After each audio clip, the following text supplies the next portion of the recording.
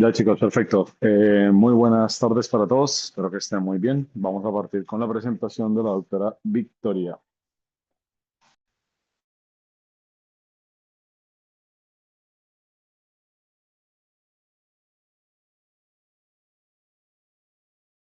Eh, ¿Me podrían dar unos minutitos? Por favor? Que tengo que hacer una cosita igual. 2 minutos. Doc, Ya, si perfecto. quiere, si Mientras, gusta, puedo partir yo. eso, eso Sí, te iba a decir. no Gracias. tiene problema. Parte tú por Sí, mientras la doctora soluciona el inconveniente. sí, no hay problema, Doc. O sea, ya hace tanto rato que no ocupo Zoom que no sé cómo compartir pantalla. Pero, eh, dame un segundito. Ahí está.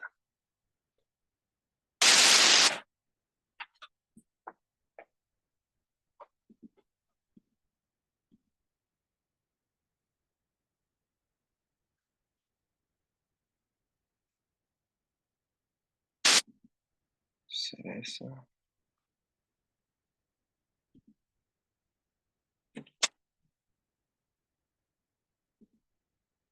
Me voy a tener que salir y volver a meter. Deme un segundo, Doc. Ya, dale.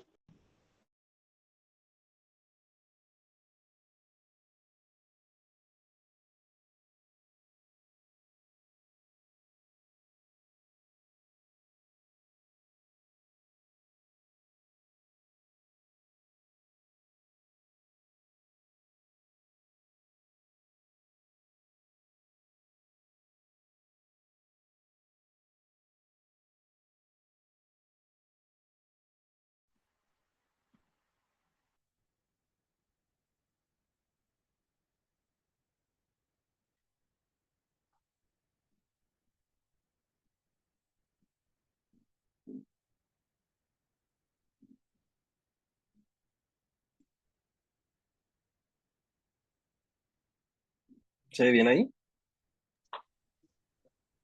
Sí, se ve bien. Súper, súper, súper. Bueno, primero que todo me gustaría saludarlos. Buenas tardes a todos y a los doctores presentes y a los becados. Siempre un gusto poder compartir estos seminarios. El día de hoy la idea es hablar del bloqueo espinal total eh, como una complicación. Lo habíamos conversado el otro día con el doc y creemos que en el fondo es bueno tener como conciencia de son las complicaciones frecuentes, o no sé si frecuentes en anestesia, pero que son complicaciones que uno debe como conocer para poder saber manejar. Bueno, vamos a comenzar con una pequeña definición. En el fondo, el bloqueo total espinal es una emergencia que generalmente, como dice su nombre, es causada por un bloqueo neuroaxial, ¿ya? Y se caracteriza básicamente por un bloqueo simpático que tiene como consecuencia una baja en la presión sanguínea, un incremento, ¿cierto?, en la dificultad respiratoria, pérdida de conciencia, y lo vamos a ver más adelante. Entonces, pero como para definirlo de una forma más operacional y más fácil, básicamente esta es una complicación anestésica que sucede cuando se administra anestesia local a nivel de un bloqueo neuroaxial.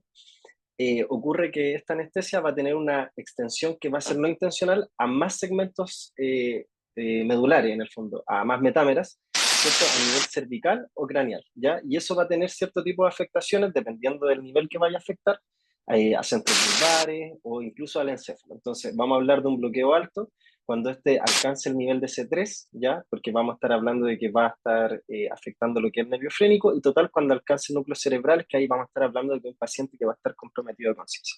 Entonces, en el fondo, la consecuencia clínica de esto va a ser un bloqueo simpático masivo general, ¿ya? Y si es total, en el fondo, como lo habíamos dicho recién, va a tener un compromiso de conciencia.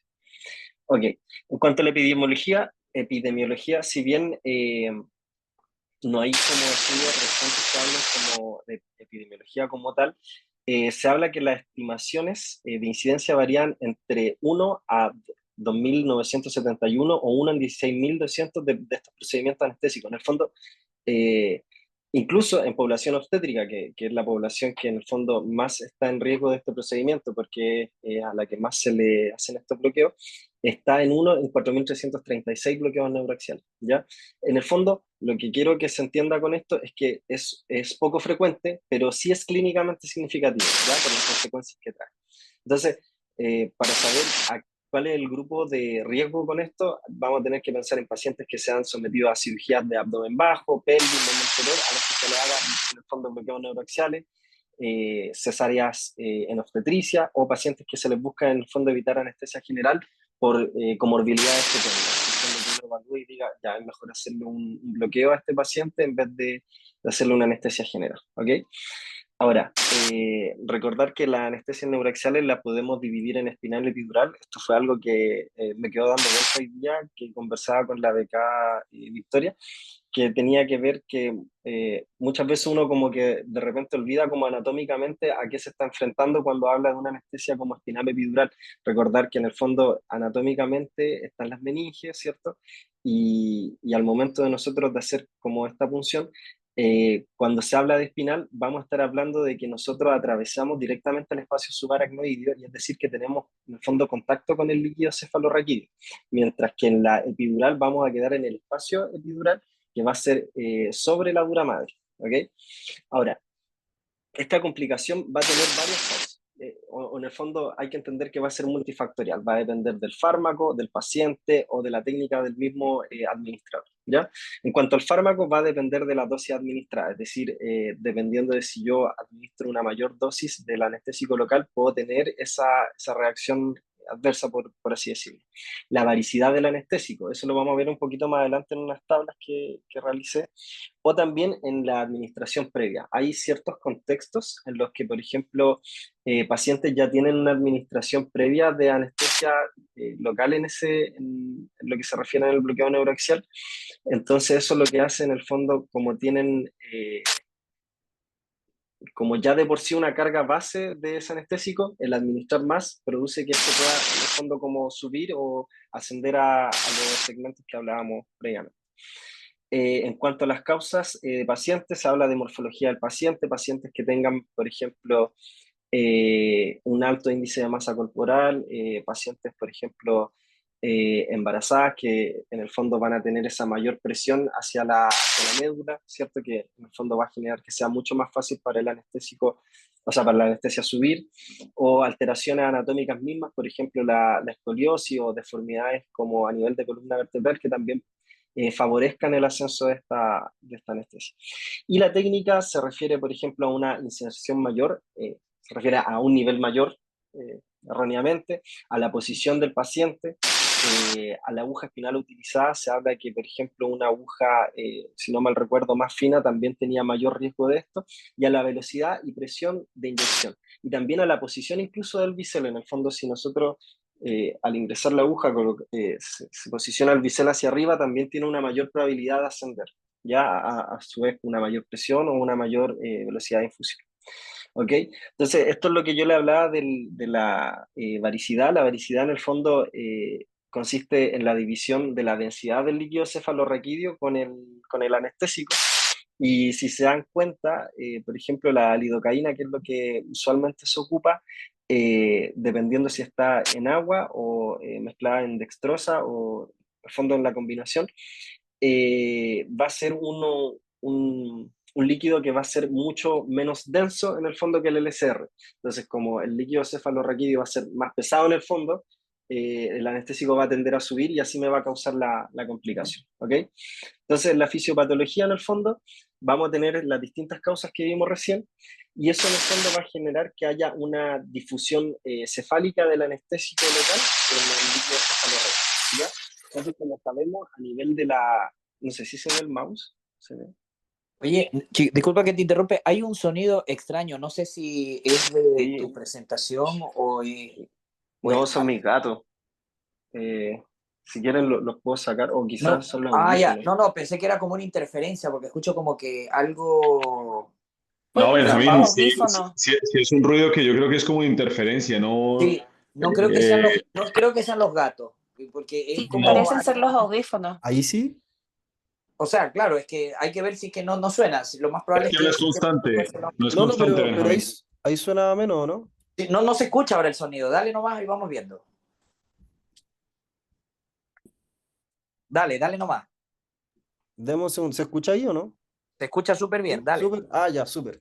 Bueno, como les mencionaba entonces, en cuanto a la fisiopatología, yo creo que lo importante de acá es entender lo que hablábamos de la médula espinal. En el fondo, lo que va a pasar acá es que el anestésico local lo que va a generar a través de esta difusión cefálica, en el fondo ascendente por la médula, va a ser bloquear todo lo que es el sistema simpático, ¿ya? Y todas estas características que nos da el sistema simpático, por ejemplo, el latir más rápido, la presión... la presión arterial, el subir todo eso, va a ser en el fondo como contrarrestado, ¿ya? En el fondo va a tener este bloqueo simpático masivo y por tanto, dependiendo del segmento que vayamos afectando, vamos a tener un compromiso respiratorio si es que llegamos a nivel del nervio frénico o efectos centrales neurológicos si es que llegamos a nivel del encéfalo. Por ejemplo, si llegamos a nivel de bueno, más adelante igual lo pongo en una tabla, pero entre T4, o sea, no, T10, T6 vamos a tener mayor bradicardia, entre T6, sí, T4, sí, sí, T4, T6 también vamos a tener una mayor hipotensión asociada también a bradicardia, luego mientras vayamos subiendo más vamos a tener disestesia o parálisis en los brazos a nivel de C6, C8, luego insuficiencias respiratorias en C3, C4, C5, cada vez mientras más ascendamos en el fondo, vamos a tener una clínica que va a ser en el fondo predecible, ¿ya? Ahora, esto es lo que les mencionaba. Entonces, dependiendo de cada segmento, vamos a tener un área afectada y por ende vamos a tener un síntoma. Y esto nos va a ayudar en el fondo a sospecharlo. ¿Por qué? Porque básicamente el diagnóstico va a ser clínico y la idea es que sea inmediato. Ya la presentación de esto, como entendemos que era una complicación, ¿cierto? Que se debía a varios factores en un grupo específico, esto puede suceder en minutos, incluso hasta 40 minutos posterior a la administración del bloqueo, ¿ya? Y en el fondo la clínica va a ser este bloqueo simpático sensitivo que vamos a ver en el paciente. Ahora pongo ahí la foto de los dermatomas, porque esto principalmente nos puede como ayudar a ir viendo en qué nivel se encuentra el paciente, ¿ya? Es una forma en el fondo rápida y de hecho incluso en la literatura se habla de que uno, por ejemplo, le puede pedir al paciente que apriete las manos y ver el compromiso motor y ir diciendo, ah, ya mira, entonces este compromiso ya está a nivel de C6 o C8, así sucesivamente. Es una forma en el fondo de predecir. Ahora, lo importante que creo que es lo que hay que llevarse es el abordaje y manejo. Ya lo dividí básicamente en estos tres pilares, en el fondo lo que significa comunicar el equipo, pedir ayuda, en el fondo siempre definir que si a un paciente le voy a realizar un bloqueo neuroaxial, tengo que estar consciente de que puedo estar enfrentándome a una posible complicación, ya sea por todo lo que hablamos, ¿ya? Y en el fondo el realizar un ABC, ¿cierto? Asegurar una vía aérea, dar un buen soporte respiratorio, un buen soporte circulatorio por todos los... en el fondo, porque nos estamos enfrentando a una especie de, o sea, es un shock neurogénico en el fondo, ¿ya? Y en caso de pacientes del grupo de riesgo que habíamos mencionado, que son embarazadas, el monitoreo fetal, considerar la cesárea en urgencia y siempre solicitar una unidad de cuidados críticos, ¿ya? Ahora, eh, la idea es ir como desglosándolo en cuanto al soporte respiratorio. Tenemos que tener en cuenta que estamos frente a un contexto de una parálisis diafragmática, ¿cierto? Que en el fondo está afectado ahí el nacimiento, por ejemplo, del nervio frénico y a su vez de músculo accesorio. Entonces la idea ahí es evaluar cómo está la oxigenación del paciente, cómo está su vía aérea, ¿ya? Hay que volver a asegurar al paciente, evaluar si está ventilando bien, siempre monitorizarlo en el fondo, o sea, entendiendo que en pabellón siempre va a estar monitorizado, pero darle oxígeno suplementario. Ahora, también vigilar la conciencia, tratar siempre de mantener como una constante comunicación con el paciente en el fondo para ver o entender como en qué etapa está. Por ejemplo, si empieza a hablar como más arrastrado, si empieza cada vez como a tener más pérdida de conciencia, yo ya sé que está cada vez subiendo más la anestesia, ¿ya? Y en cuanto a un paciente que ya derechamente está inconsciente o en apnea, hay que ya pensar en asegurar la vía aérea, ya pensar en una intubación endotraqueal y básicamente con una secuencia rápida de intubación con una ventilación asistida, ¿ya? Ahora, en cuanto a soporte circulatorio, hice esta tabla en el fondo que siento yo que toca como los puntos como más importantes que hay que tener en cuenta en estos casos. El posicionamiento en caso de pacientes que estén embarazadas, realizar el desplazamiento uterino a izquierda, en el fondo para evitar como esta compresión aortocava, ¿ya? La posición del paciente en general salía que es bien controvertido porque por una parte, claro, lo lógico es pensar mantener al paciente con la cabecera en alto para evitar que el anestésico siga subiendo por un tema de gravedad, pero al mismo tiempo eso genera que a través de vena cava disminuye el retorno venoso, entonces por eso se habla que la semi-Fowler en el fondo es la posición como más indicada porque me mantiene en una posición elevada, pero tampoco mantiene los pies hacia abajo. ¿Ok? La fluidoterapia en el fondo para pensar en esta especie de shock neurogénico, de poder como mantener una buena presión como sistémica. En caso de tener un paciente con bradicardia severa, lo que se aconseja es la administración de atropina. En caso de hipotensión, de fenilefrina. También se puede, lo que se habla es dar no solamente bolos, también mantener quizá infusiones de 10 a 40 gamas minuto. En caso de tener hipotensión más bradicardia, se habla de dar efedrina. Y en caso de paro cardiorrespiratorio, derechamente se habla de hacer un RCP, ¿ya? En el fondo es iniciar maniobras de reanimación con adrenalina. Ahora, consideraciones adicionales, como lo hablábamos, como el grupo más expuesto de estos son pacientes obstétricas, siempre tener un monitoreo fetal, estar como en constante comunicación con el equipo de obstetricia, ya en el fondo para considerar un parto de emergencia. En caso de paro cardíaco, lo que mencionábamos recién, iniciar RCP según la ALS, y también considerar la cesárea perimortem, ya es lo que se menciona por lo menos. Y mantenimiento de la anestesia. Aquí no sé si el doc me podrá ayudar, pero en el fondo entendí que lo que se hablaba es que lo que se quería era evitar que el paciente en el fondo estuviera como consciente intraoperatoriamente, entonces lo que había que hacer dentro de todo era igual mantener una anestesia como prolongada. Y dentro de eso también, de las consideraciones adicionales, siempre tener todos los otros diagnósticos diferenciales, descartar cualquier otras causas de arresto cardiovascular, en el fondo toxicidad, un TEP, hemorragia, embolia, todo dentro del contexto del paciente claramente. Y lo otro que se mencionaba también, que lo encontré interesante, es siempre tener esta documentación por escrita, en el fondo, porque también cuenta como un hallazgo dentro de las reacciones adversas que se puede tener a nivel anestésico, que es dentro de las cosas que uno pregunta en la evaluación anestésica. Bueno, aquí en realidad yo creo que esto es más para el pato y para mí, que siempre es como un recordatorio de las dosis de los fármacos, de entender en el fondo para qué se usan, pero igual lo utilicé. Y aquí hay una tabla como resumen que también la encontré muy buena, que claro, yo les presento el manejo como basado en el peor de los casos. Ya, pero entendiendo que, por ejemplo, si tenemos solamente síntomas de bradicardia, hipotensión, náusea, vamos a pensar, ya estamos en el nivel de T1 a T4, entonces básicamente tenemos que, y ahí dar el manejo que en el fondo que corresponde, que en el fondo sería dar atropina, efedrina, ¿cierto? Lateralizar, como dependiendo de lo que tenga.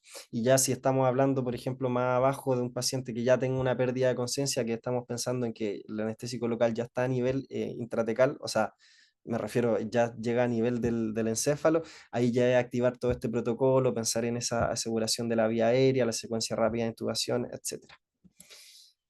Sí que en realidad eso, como conclusión, lo que a mí me quedó o lo que creo entender bien de esta complicación es que si bien es una complicación que es poco frecuente, es una complicación que puede ser posiblemente mortal. Si bien busqué datos de mortalidad, en realidad no se hablan mucho porque tiende a ser como bien predecida, como que es clínicamente reconocible, entonces no es mortal en sentido de tener una alta mortalidad, pero sí es potencialmente muy grave para el paciente en el fondo si yo no logro detectar que esto es la causa.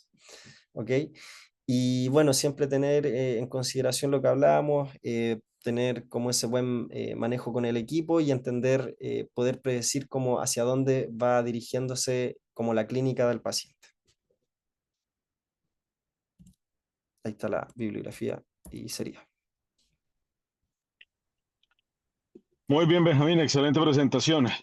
Bueno, y con el tiempo adecuado, ya, perfecto. Bueno, para todos, igual quiero comentarles que quiero incluir una nueva modalidad que se le había comentado a los staff, que era temas desglosados de libros Censar y por eso lo adjunté, digamos, al chat de docencia, porque yo definitivamente considero que la diferencia entre un anestesiólogo y otro es el manejo de las crisis, eso lo tengo completamente claro.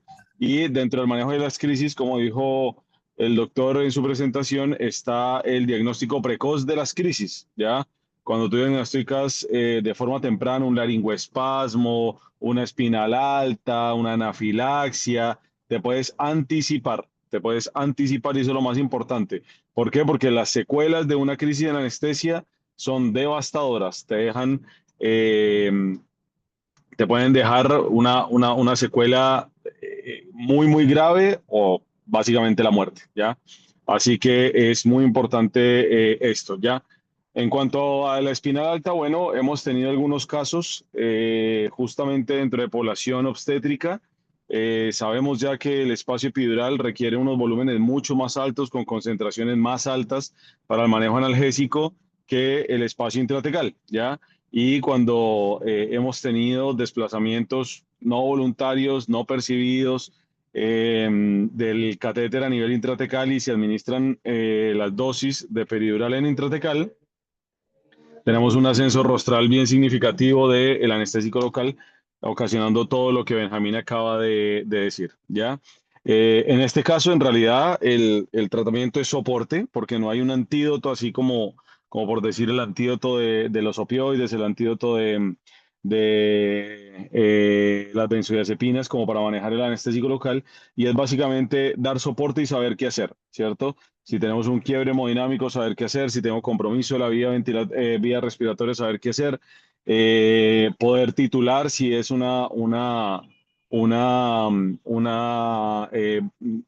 anestésico local que se pueda titularlo también adecuadamente con el nivel y dar soporte. Pero la idea es identificarlo adecuadamente y poderlo tratar. ¿Listo? Así que muy bien, muy buena presentación. ¿Alguna palabra de alguno de los staff o de los becados? ¿Alguien que quiera complementar algo más? Clever, Christopher, ¿algo que quieran comentar, opinar? Michelle, Hay que comentar algo eso. que sí, que como yo Hacia creo que adelante. como bueno y malo, es que a mí, gracias a Dios, no me pasó en embarazada, pero a una compañera sí le pasó. Y lo bueno es como que se detecta en la embarazada en trabajo de parto más o menos al tiro. O sea, por ejemplo, la paciente te refiere al tiro, por ejemplo, que no sienta la guagua. O sea, venía sintiéndola, la contracción, qué sé yo, y es muy rápido como que ya no siente nada, le cuesta respirar y em, como que, sobre todo cuando son punciones inadvertidas, que igual uno a veces pone una peri y no sé, primer intento súper bien, y igual siempre uno tiene que estar atento a qué puede pasar. Eso. Claro, perfecto. Y de hecho una de las recomendaciones que dan las sociedades internacionales es que las dosis se deben dar fraccionadas, ¿ya? Para evitar justamente eso. Entonces uno pasa de toda la mezcla un 30%, después un 40% y después un 30% como para ver qué respuesta clínica tiene, ¿ya? Eso. ¿Alguien más que quiera comentar? Lo otro, Oye, habla nomás, yo hablo al final entonces, dale. el aspirar antes de siempre pasar las dosis. Claro, también. Y las pruebas con lidocaína que también a veces he visto que se hacen cuando hay alguna duda, algo. Sí, mira, el colega que se formó en España, en el Clinic de Barcelona, creo que algunos se los he comentado, él se sorprendía un poco cuando yo le decía que yo abría muchas veces el espacio peridural o lo dilataba un poco con la misma mezcla, ¿ya? Y él me decía, no, a nosotros acá, por lo menos en Barcelona, le pedimos a la farmacia unas mezclas ya prehechas, digamos, preestablecidas que eran con lidocaína y epinefrina a dosis muy, muy bajas, ¿cierto? Una en 100.000, una en 10.000, y la idea con eso era ver si quedaba intravascular o quedaba intratecal. Y con eso les podía generar algún tipo de lineamiento para saber dónde estaba el catéter. Eso, Henry. Oye, mira, chuta, muy buena presentación, muy buen seminario, y yo creo que para entender bastante más el problema que se puede presentar en las embarazadas es muy bueno que sepan cómo se comporta la fisiología cardiovascular en la paciente embarazada, más que todo en el último trimestre. Yo creo que lo mencionó igual el doctor, eh, a rasgos igual un poco superficiales, pero es importante acordarse que en el último trimestre ya el gasto cardíaco está aumentado un 30-50%, aproximadamente son casi 6 litros que bombea el corazón de la mujer embarazada, que efectivamente el volumen sistólico está aumentado, pero todavía yo considero que igual depende harto ese gasto de la frecuencia cardíaca. Ojo, y es muy frecuente y eso es lo que yo le digo también a los chicos cuando estamos poniendo una anestesia espinal en una paciente que, y lo que tú mencionaste, que la detección precoz de los síntomas es algo extremadamente importante. La suerte es que si llegas a tener uno de estos eventos en una mujer embarazada, eh, por lo general las embarazadas son pacientes jóvenes que no tienen patologías importantes, que cardiovascularmente su corazón, toda su estructura fisiológica está totalmente adaptada para poder soportar y poder mantener un embarazo, lo cual nos da un margen que es bastante importante para nosotros poder resolver un gran problema que en un paciente que quizás que tenga múltiples patologías puede ser fatal, como lo dijo Diego. ¿Ya? Entonces, esa es una primicia que yo igual quiero que la tengan siempre en cuenta, que esa es la ventaja, que si en algún momento a nosotros nos puede llegar a pasar, claro, puede ser que la detección sea temprana, se haga una cesárea de urgencia y efectivamente no tengamos consecuencia con la guagua ni con la mamá. Pero eso también se debe a la parte fisiológica por parte de la mamá, ojo. Pero si llega a pasar, que eso también les puede pasar con un paciente que no tenga una que no sea embarazada y que tenga múltiples patologías, pueden ser consecuencias que pueden ser bastante importantes. Eso, yo creo que muy bien la parte de lo que modifica verdaderamente la altura de la anestesia espinal, lo que puede hacer que suba, así que bien, eso, no sé si alguien más quiere aportar con algo.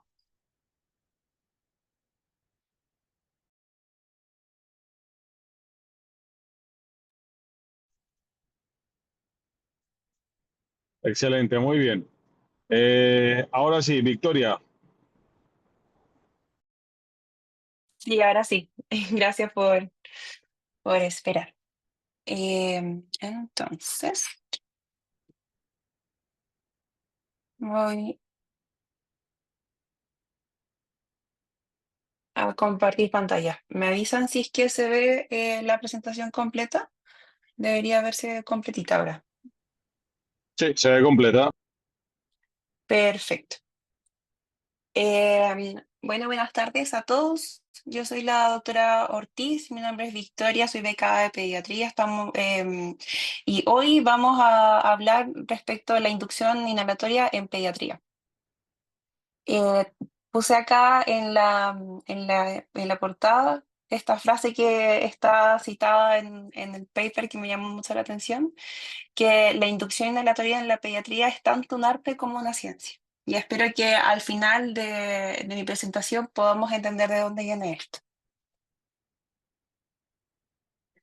De manera como de introducción, recordar que se han hecho estudios y está descrito en la literatura de que la inducción anestésica en los pacientes pediátricos puede ser el momento de mayor estrés de todo el periodo perioperatorio, incluyendo la hospitalización.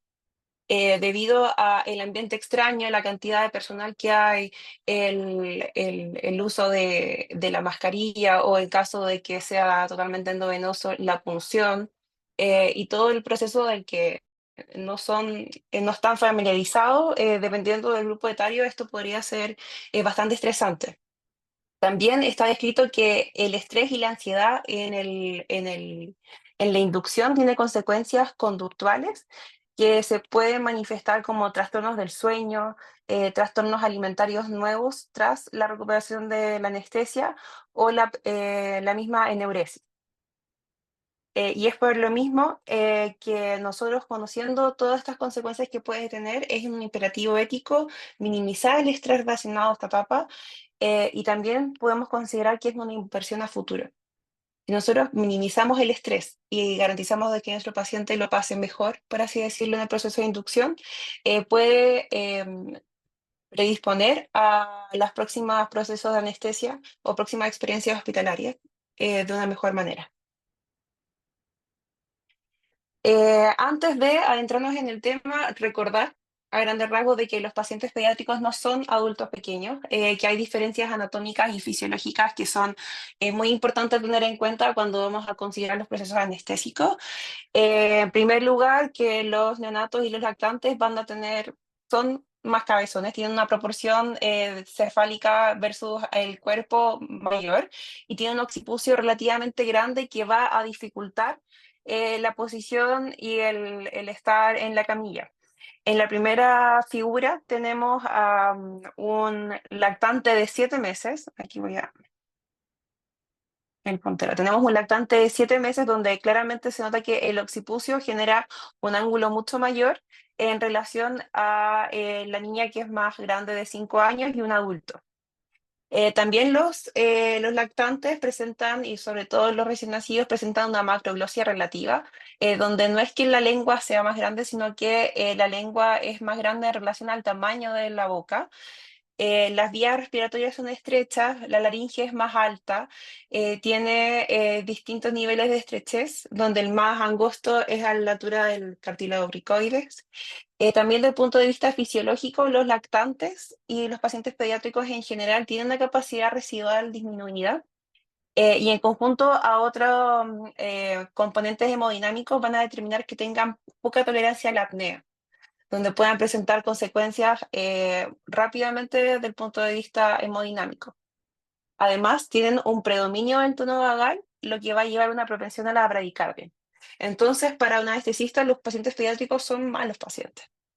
Son difíciles de manejar y tienen de por sí, sin tener otras como comorbilidades, tienen más factores de riesgo a presentar complicaciones. Los anestésicos inhalatorios son fármacos volátiles que se administran de manera inhalatoria para inducir y también para mantener la anestesia general. Existen acá dos tipos, que están los gases anestésicos inorgánicos y también los hidrocarburos halogenados, donde van a estar los grupos que vamos a usar nosotros más. La diferencia entre estos dos es que los primeros ya son gases a temperatura ambiente y los segundos son líquidos volátiles, pero de ahora en adelante para la presentación los vamos a mencionar como gases todos. El objetivo de estos fármacos, o sea, para poder realizar su función, deben alcanzar concentraciones adecuadas del sistema nervioso central y su mecanismo de acción. Existen varias teorías de cómo funcionan, pero básicamente lo que van a hacer, alcanzando una concentración adecuada en el sistema nervioso central, es una depresión de la neurotransmisión excitatoria y van a potenciar la inhibición, actuando a nivel de GABA y otros receptores como los NMDA y alterando la permeabilidad a iones como sodio, potasio y cloro. Las propiedades que nosotros deberíamos buscar para elegir un agente inhalatorio ideal tienen hartos como puntos a considerar. En primer lugar, debe ser un gas con una estabilidad física, que no interactúe con el medio, que no sea inflamable, quedó repetido eso, que tenga un coeficiente sangre-gas bajo, es decir, que tenga alta solubilidad en la sangre, lo que nos va a permitir que tenga un efecto más rápido, que logremos una inducción y un despertar más rápido, que no sea irritante para la vía aérea, que tenga una concentración mínima alveolar baja, que nos va a que tiene repercusión en la potencia de este fármaco, que no tenga grandes repercusiones en la estabilidad hemodinámica y que también sea mínimamente metabolizado para poder ya al suspender la concentración del gas a nivel alveolar, que se pueda suspender el efecto. Y es por eso que el sevoflurano es el elegido en pediatría, porque pese a que no es un gas perfecto, se acerca mucho más a las características ideales. Se describe que tiene un olor aceptable, dulce. Es un gas no irritante o menos irritante en comparación a otros. Y en general combina potencia, rapidez y buena tolerancia. Su baja solubilidad permite cambios rápidos de la profundidad anestésica, y sus efectos adversos principales son los habituales de los fármacos inhalatorios, pero también se describe, sobre todo en edad pediátrica, que puede presentar delirio y agitación al despertar. Acá tenemos una comparación de las propiedades físico-químicas, farmacodinámicas, entre el sevoflurano y otro del gas, que es el óxido nitroso. Y aquí podemos ver de que la CAM del óxido nitroso es muy alta, lo que nos va a hacer pensar que claramente esto no nos sirve como un gas anestésico, pero sí su rol es en coadyuvancia para el inicio de la inducción. Y ahí están las características de la del metabolización y todo lo que tenemos que tener en cuenta para poder elegir uno de estos gases. Pero mejor no me meto en lo que ustedes se manejan mucho más que yo. Y lo que sí les puedo aportar es lo que revisé respecto a de cómo aplicar y qué factores tenemos que tener en cuenta para aplicar la inducción inhalatoria en los pacientes pediátricos. La evaluación preanestésica tiene que estar orientada a conocer a nuestro paciente, a conocer cómo se comporta, cuál es como su forma de contención familiar, si es que podemos aplicar escalas de ansiedad perioperatoria, como lo conversamos en la reunión de la semana pasada. Es una oportunidad clave para establecer una buena relación con el niño y con su cuidador, donde podemos explicar los procesos, explicar las fases, también los beneficios de una técnica por sobre otra, para lograr una confianza y también hacerlos parte de este proceso y mejorar la relación médico-paciente.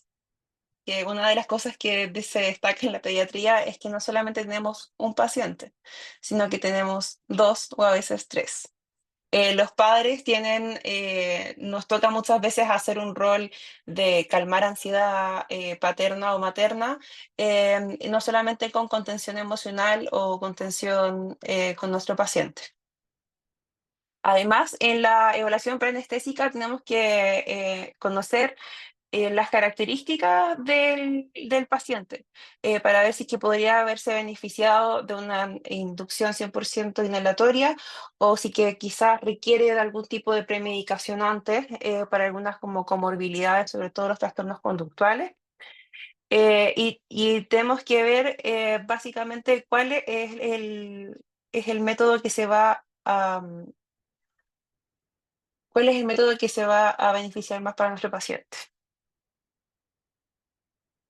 En esta tabla tenemos del paper que tengo aquí citado abajo, tenemos algunas indicaciones para la anestesia inhalatoria, algunas contraindicaciones absolutas y relativas. Principalmente las contraindicaciones absolutas son muy escasas. Básicamente es un paciente que tenga capacidad de discernir, que rechace esto y que prefiera que se le haga la inducción endovenosa, y también el antecedente de hipertermia maligna. El resto no son relativas y va a depender del criterio del anestesiólogo a cargo del caso y también de las comorbilidades del paciente.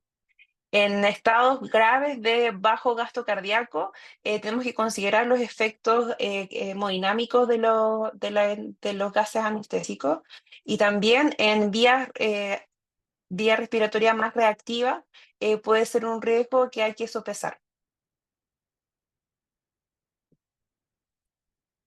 Existen distintas técnicas para la aplicación de la inducción inhalatoria.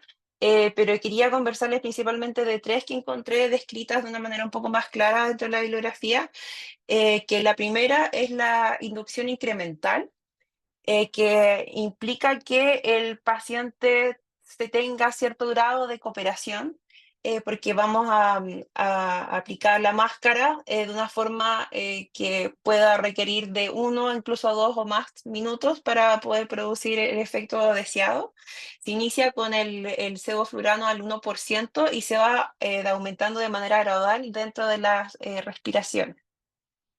En pacientes menos cooperadores, podemos o que van a tolerar menos la presencia como de la máscara ocluyendo su vía respiratoria, es la técnica de alta concentración, donde requerimos cebar el sistema con sevoflurano a altas concentraciones para al acercar al paciente la máscara ya tener una más alta concentración y lograr más rápido el efecto deseado. Sin embargo, el tener como contacto con altas concentraciones de manera brusca se asocia con mayor riesgo de apnea.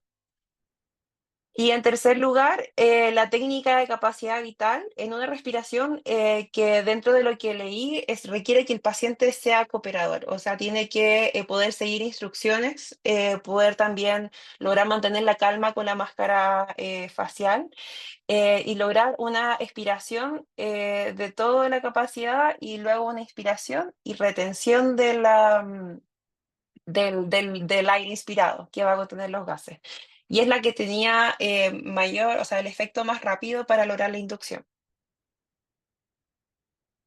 Ok, entonces ahora, antes de empezar nuestro procedimiento de la inducción, tenemos que recordar que tenemos que tener algunas cosas y realizar el checklist antes de para realizarlo de manera segura.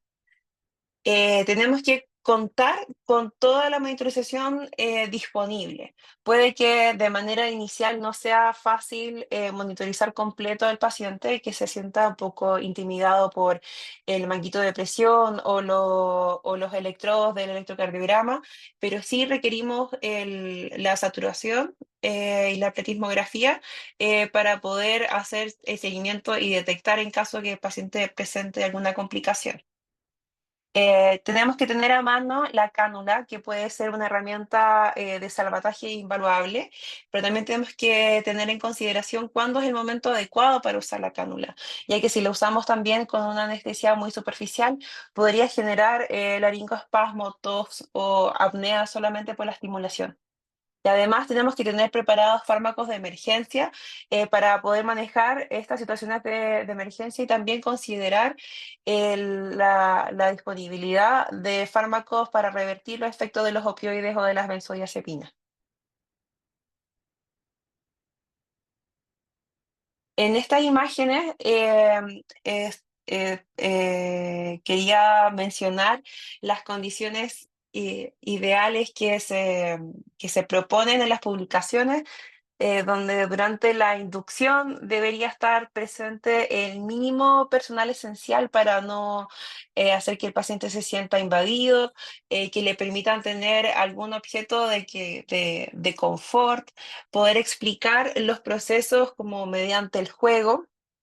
Sin embargo, esto es un escenario ideal que no siempre puede llevarse a cabo en el día a día. Sería ideal tener la disponibilidad de espacio y personal para poder hacer estos procesos y de adaptación y de acondicionamiento previo al pabellón, pero sabemos que la realidad nacional no lo permite. Pero sí tenemos aquí en la imagen un pabellón pediátrico que va a ayudar a que el paciente se sienta en un ambiente más familiar, que también la decoración de las paredes lo puedan hacer distraerse y quizás reducir un poco la ansiedad previo a la inducción. Y en esta imagen les muestro una de las posiciones recomendadas por el paper de la British Journal of Anesthesia del 2022, que sugerían la inducción anestésica en los brazos del progenitor. Que esto podría ayudar a calmar y a contener al paciente de mejor manera sin tener que tenerlo tan contenido con múltiples con múltiples agentes de salud hacia la camilla, que podría ayudarlo a mantener una frecuencia cardíaca más estable, menor efecto adrenérgico previo a la anestesia, pero sí requiere una capacidad de reacción alta del equipo y una disponibilidad del equipo cercano para poder manipular la concentración de los gases durante este proceso.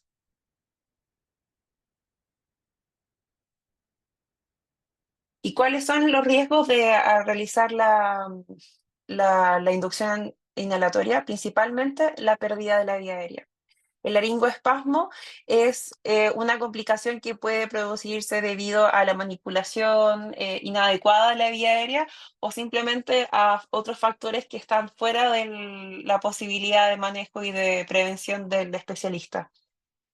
Básicamente el laringoespasmo se produce por irritación de los músculos laringeos que van a generar una contracción y va a generar, como muestra acá la imagen, un cierre de las cuerdas vocales que va a realizar una pérdida de la vía aérea que se va a manifestar con una dificultad en la ventilación, que vamos a perder la capnografía, puede tener consecuencias en la saturación y también de la misma manera en la frecuencia cardíaca.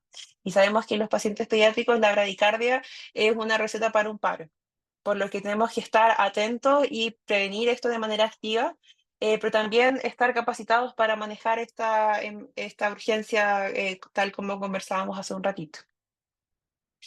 Acá tengo algunos de los factores que puede desencadenar el laringoespasmo, pero existen muchos más, algunos descritos del paciente, del entorno, de los fármacos. Hay muchos factores que tenemos que tener en consideración, pero no siempre se pueden evitar.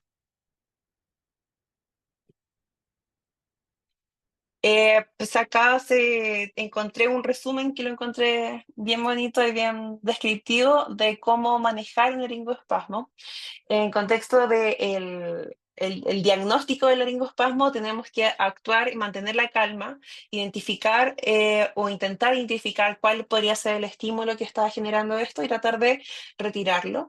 Elevar el mentón, tratar de despejar la vía aérea, aspirar en caso de que sean secreciones, tratar de utilizar la cánula orofaringea y administrar la ventilación con presión positiva gentil y con una FiO2 máxima para tratar de evitar. En caso de que no logre como resolverse con las primeras medidas, debemos profundizar la anestesia o realizar la parálisis con succinilcolina para poder atravesar, por así decirlo, este espasmo. Y luego de la urgencia hay que tener los cuidados adecuados.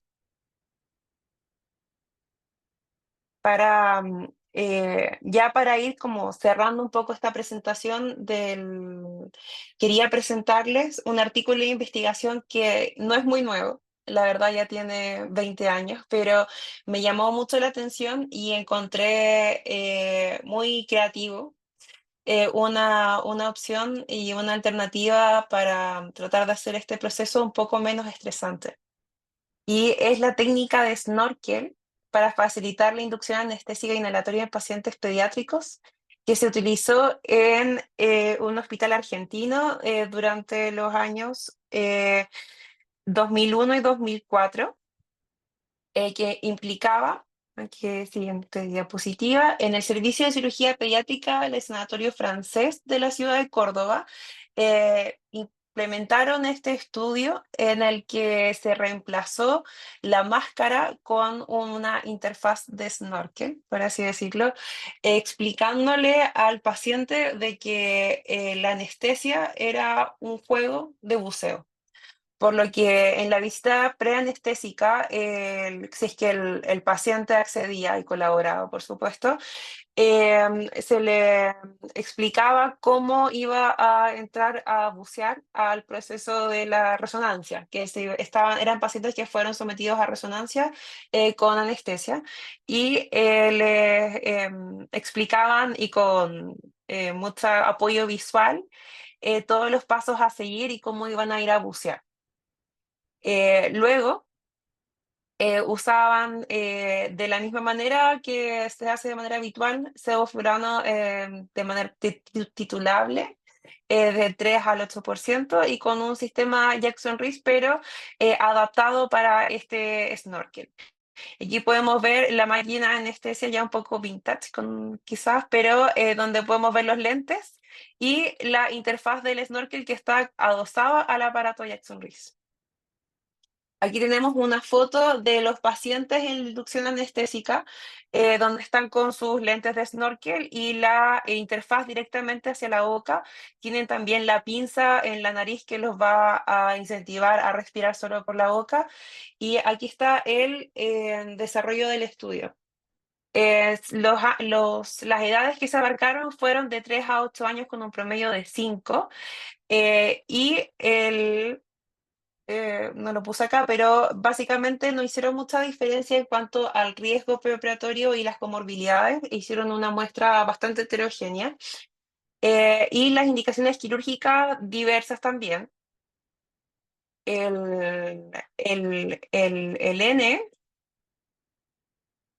bueno, pero disculpe, no me aprendí muy bien los datos del estudio, pero lo que llama más la atención son los análisis de los tiempos de inducción y la encuesta como de aceptación y la presencia de agitación post el despertar. En particular, los pacientes del snorkel tuvieron una inducción mucho más rápida y que fue en una menor cantidad de inspiraciones. Y el porcentaje de aceptación total no fue tan distinto, pero sí la significativo estaba en el porcentaje de agitación al despertar. El doble de los pacientes que utilizaron en la inducción tradicional presentaron agitación tras la anestesia y el 96% de los pacientes que utilizaron esta técnica del snorkel lograban recordar de una manera positiva la experiencia, recordando de que iban a jugar a bucear, no un proceso estresante anestésico. Entonces, para cerrar, tanto un arte como una ciencia, porque tenemos que tener consideración de los procesos farmacodinámicos, la fisiología de nuestro paciente, sus comorbilidades, pero también poder leerlo, poder identificar cuáles son sus ansiedades, la ansiedad familiar, y poder elegir con pinzas y de una manera muy artística el método para la inducción que vamos a utilizar y cuál sería el beneficio. Eso. Muchas gracias por tu atención. Muy bien, Victoria, muy buena presentación, muchas gracias. Michelle, Clever, ¿cuál es la ley del segundo gas? Sí, generalmente se aplica con el óxido nitroso y otro agente inhalatorio, como puede ser el sevoflurano, que es el menos irritante. Y el efecto más que todo es que crea como una mayor presión intraalveolar al utilizarlos en conjunto, lo que hace que atraviese con mayor rapidez el sevoflurano y de esta manera llegue más rápidamente, por así decirlo, a sitio efecto y logremos una acción más rápida al momento, bueno, en este caso de la inducción inhalatoria. Perfecto, muy bien. ¿Algo que me quieras complementar, Clever? Sí, justamente había pensado en eso, en preguntarle a la doctora Ortiz si ella había leído sobre el efecto del segundo gas y cuándo usar el protóxido, en este caso para acelerar la inducción, pero ya que usted lo mencionó y la doctora Michelle ya lo explicó perfecto. Perfecto, Clever. ¿Y en qué pacientes no ocuparías el protóxido? En pacientes que, por ejemplo, tengan algún tipo de lesión en cirugías de otorrino, en cirugía de cavidades, como lesiones timpánicas o una obstrucción intestinal, porque podría aumentar aún más el aire y esto podría producir más daño en ese caso. En cirugía de otorrino. Eh, quiere decir que si un paciente va a una amigdalectomía, que es una cirugía en que se va a manipular parte de la vía aérea, no harías una inducción anestésica con protóxido. Pregunto, en base a tu sustento de lo que acabas de contestar.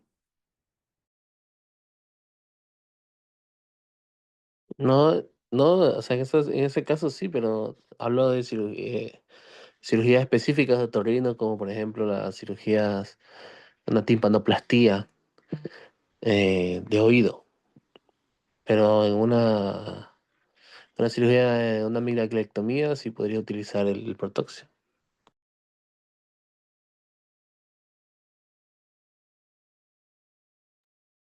Diego,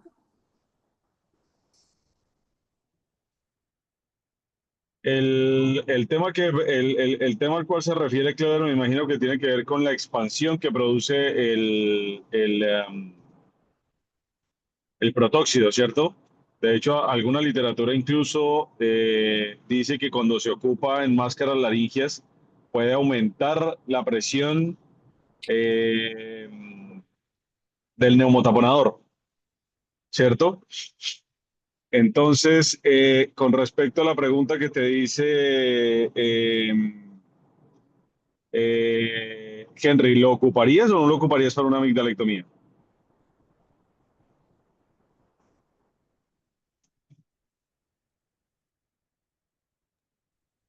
Christopher, ¿la ocuparías o no la ocuparías en una amigdalectomía? Yo igual creo que se puede ocupar, pero tener en consideración que también podría llegar a aumentar los riesgos de náusea y vómito posoperatorio. Y sobre todo en otorrino, a nivel de tímpano, que también podría aumentar las presiones ahí. Entonces, yo creo que a eso también se refería Clever cuando hablaba de cirugía de otorrino.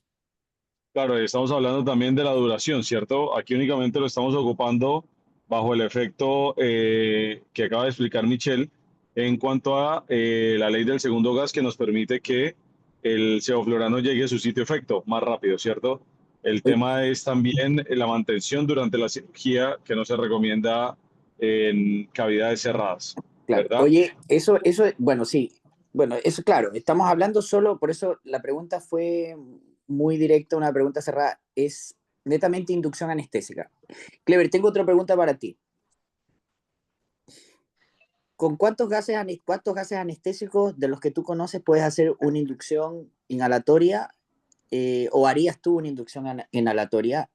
Y en base a tu respuesta, con qué gas la inducción sería más rápida? En base al coeficiente de partición, que es algo que igual ustedes ya deben saber. Claro, bueno, se menciona el sevoflurano, el protóxido y podríamos usar también el desflurano, aunque es muy irritante, pero es el más rápido por su coeficiente de partición. Podríamos usarlo como una inducción inhalatoria.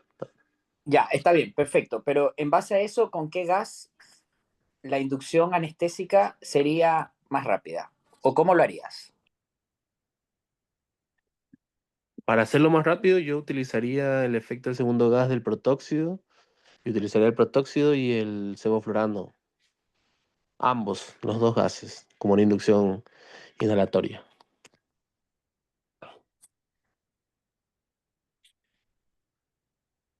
Si yo te dijera que tú me digas eh, desde el gas que tenga un coeficiente de partición eh, que te permita hacer una inducción más rápida y te digo que me enumeres desde el más rápido hasta el que te puede demorar un poco más,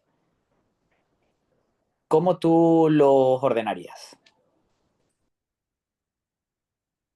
Bueno, lo ordenaría en este caso primero el protóxido, luego estaría el desflurano, luego el sevoflurano y luego el isoflurano y al final el alotano, que bueno, ya no se utiliza, pero también los nombraría en ese orden.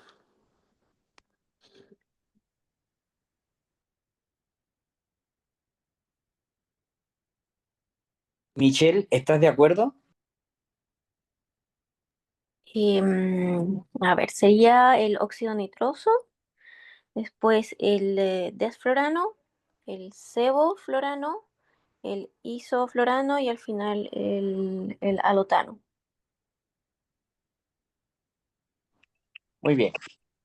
Tengo otra pregunta. Michelle, si tú tienes que hacer una inducción anestésica en un paciente pediátrico, ¿cuál sería la concentración, en este caso, que utilizarías de protóxido para poderlo hacer? ¿Y en qué flujo? Em, ya. Generalmente se usa como está el protóxido, está el oxígeno y está el sevoflurano para la inyección inhalatoria. Entonces, en concentraciones más o menos de como 60-40, como más o menos oxígeno y protóxido respectivamente. Más o menos.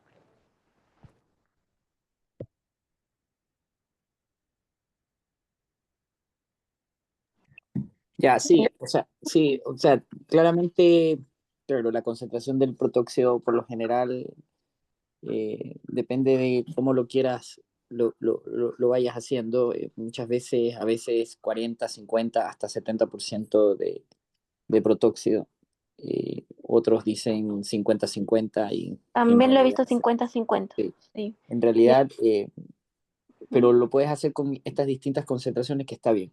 Ahora, cuando tú vas durmiendo un paciente pediátrico y tú ves qué efecto te provoca el gas inmediatamente en estos tipos de pacientes, que muchas veces, a veces hasta la mamá se asustan y todo eso, ¿qué tú puedes decir al respecto? Bueno, generalmente se educa a la mamá en el preoperatorio de que pueda observar como agitación del paciente, que intente retirarse la máscara. También hay como movimientos ventilatorios anormales. También he visto como sonido al momento de respirar, como tipo ronquido. También movimientos oculares o desviación hacia atrás de los ojos. Principalmente eso es lo que he visto, esas tres, como respiratoria, movimientos oculares y la agitación.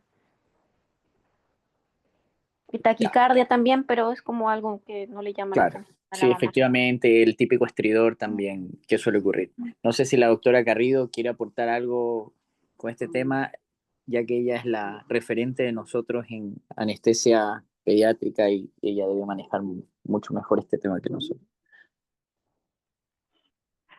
No, no tengo mucho que aportar de nada, ningún referente. Yo hago hasta anestesia nomás, de niño. Pero sí, creo que el protóxido debe ir acompañado con el SEO. No, las inducciones con SEO no son muy buenas, no son rápidas, todo lo malo. Así que me gusta este tema así de la inducción inhalatoria en el paciente pediátrico porque de verdad que de repente es un arte, hay que identificar al niño que va a tolerar aumento gradual de CO florano y otros que hay que meterle con todo de una. Y educar a los papás, porque hay papás que son bien poco, aportan poco y otros que aportan mucho y que realmente que ellos son capaces de manejar al niño y ellos mismos lo inducen, pues nosotros le pasamos a veces las máscaras a los papás y el niño confía más en el papá que en nosotros, claramente. Eso. Oye, yo creo que lo que dijo la doctora Garrido es algo extremadamente importante y creo que efectivamente el primer contacto, y lo que dijo Michelle, el primer contacto del anestesiólogo con la familia o con el padre y explicarle todos los eventos que pueden ocurrir en la inducción, creo que es lo que hacen que también sea exitosa la inducción. Y además muchas veces una pregunta que, que uno les hace ya cuando son niños que ya están más grandecitos, que pasan los 2 años o que ya pueden seguir una instrucción, es que cómo ellos se comportan cuando uno le puedes dar algún tipo de instrucción. Y yo creo que eso es básico. claramente hay niños que tú puedes hacer una inducción muy tranquila con protóxido, pero hay niños que efectivamente es imposible que puedas hacer este tipo de inducción y tienes que darle el 8% del sevoflurano para que se duerman rápido. Eso es muy paciente dependiente, depende mucho de las experiencias pasadas también que hayan tenido los niños. Por ejemplo, yo, en mi experiencia, igual estos niñitos que sufren de cuadros de síndromes bronquiales obstructivos que son muy recurrentes, que siempre están con nebulizaciones, con kinesiólogos, son niños que ya vienen predispuestos y que les dificulta mucho acercarle una máscara o ponérselas un poco cerca, porque verdaderamente ya significa algo de rechazo. Entonces ahí prácticamente la inducción es una inducción mucho más rápida, en cual utilizas ya dosis de sevoflurano de 8% o lo máximo para así se vaya a dormir un poco más rápido y sea menos traumático para él. Así que muy buena presentación. Yo no tengo nada más que decir, no sé si alguien más quiere aportar en el tema. Yo tenía un aporte que se me quedó en el tintero. Una de las cosas que vi revisando la bibliografía de esta presentación, pero lo dejé fuera, que ahora pienso que lo puedo haber agregado, era como cuándo no usar el protóxido, cuándo no usar el óxido nitroso. Que hay como dentro de como del tema del B12 y como del bloqueo funcional, eh, me di cuenta que como un perfil de paciente que requiere harta cirugía que en teoría tiene contraindicación, como los pacientes con intestino corto, que muchas veces son egresados de la NEO, o como que van a tener múltiples cirugías o resecciones abdominales, pueden tener resección en relación al ilion y la absorción de B12, entonces van a tener déficit de B12, y también pacientes neurológicos como errores innatos del metabolismo, que ahora se llama enfermedades metabólicas, que tienen alteraciones con la B12 y son pacientes donde no deberíamos usarlo porque los vamos a dejar bloqueados de B12 y pueden tener neuropatías graves, que hemos tenido varias en la UCI. No sé si respecto a anestesia, pero sí con déficit hemos tenido manifestaciones varias. Es un aporte desde el punto de vista pediátrico. ¿Alguien tiene la mano levantada?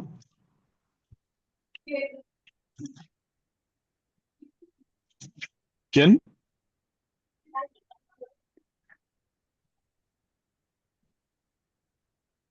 ¿Quién? No veo a nadie, pero si hay alguien más, por favor, para avanzar. Oigan, me gustó mucho la pregunta que hizo Henry con respecto a los coeficientes de partición. ¿Cuál es el coeficiente de partición del desflurano, Clever? Ya que tú hiciste como la clasificación del más rápido al más lento.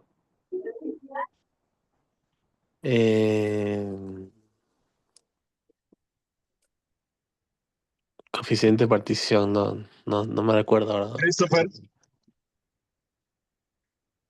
0,4, Doc. Eso me acuerdo. ¿Y del cebo? Era 0,6. Muy bien, perfecto. ¿Y el Otra cosa. protóxido? ¿Y el protóxido, sí? También estaba entre 0,4, pero variaban las centésimas con el Claro, uno es desflurano. 0,42 y el otro es 0,47. Perfecto, eso hay que tenerlo claro, y más si estás clasificando según el coeficiente de partición, te tienes que saber el coeficiente de partición, porque si no, no tiene fundamento la clasificación que estás haciendo, ¿ya? Oye, por otro lado, bueno, en cuanto a la presentación que diste, me llamó mucho la atención, y esto yo se lo digo a los internos y a los becados. Tenemos que contextualizarnos en dónde estamos, ¿cierto? Espectacular la foto del niño cargando al bebé y el anestesiólogo pasándole la máscara. Mira, no sabes cuántas veces hemos tenido que sacar a las mamás, casi, bueno, esto y a los papás también, casi que en silla de ruedas, de casi que se desmayan detrás del hijo, ¿ya? Entonces hay que contextualizarse un poco, porque seguramente estas guías hechas en Estados Unidos y en Europa pueden marchar bastante bien, ¿ya? Pero no todas las veces lo que ellos dictaminan se tiene que hacer a rajatabla, ¿ya? Por otro lado, súper importante, aunque es mucho más rápido el desflurano en base al coeficiente de partición sangre-gas, hay que tener en cuenta que la pungencia y la irritabilidad sobre la vía aérea es terrible, ¿ya? Y los riesgos de efectos adversos es mucho mayor con el desflorano que con los otros gases, ¿listo?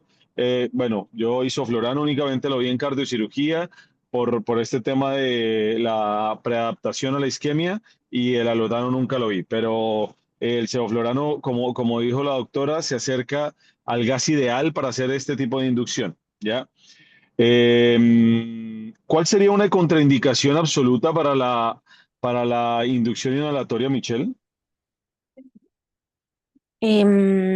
La hipertermia maligna, o ahora hoy Muy en bien. día los niños venezolanos que estamos evitando el uso del sevoflurano.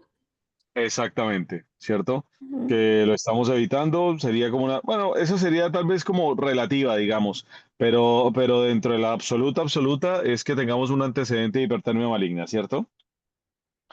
Así que eso. Y lo otro, claro, siempre y la última vez que hicimos el CRR de pediatría con Michelle, le decía yo, indexa la MAC con la edad y vamos vigilándola, ¿ya?